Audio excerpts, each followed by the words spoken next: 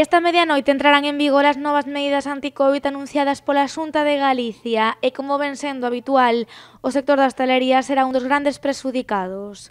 Todos os bares e restaurantes galegos deberán pechar as súas portas ás 6 da tarde.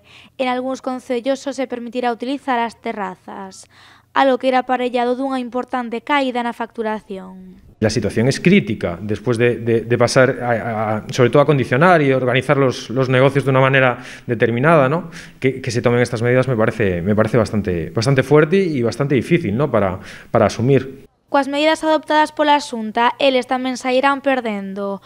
Os comercios deberán pechar as súas portas ás 9:30 e deberán reducir a súa capacidade ao 50%.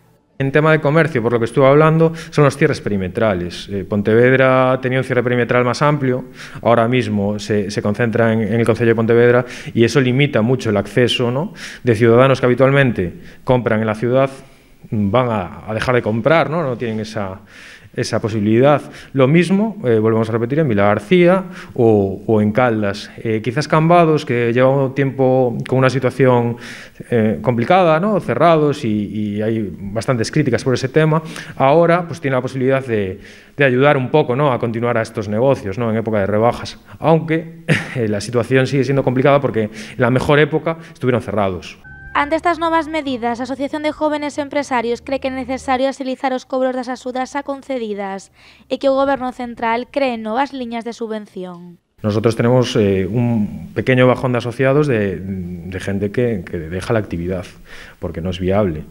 Las ayudas no son suficientes y más ahora. O sea, muchos, sí que Pontevedra, hablando con asociados, parece que la campaña de Navidad, Reyes, no fue mala, sobre todo hacia Reyes, hacia el final, pero bueno, ahora mismo en rebajas también es una ayuda y cerrar perimetralmente Pontevedra me parece una situación muy delicada para muchos comercios.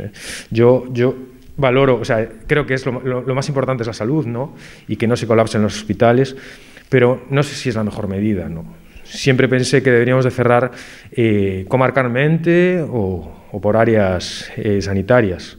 Entre as demandas de AGE destaca tamén a ampliación do período de carencias do SICO e a prolongación dos ERTES.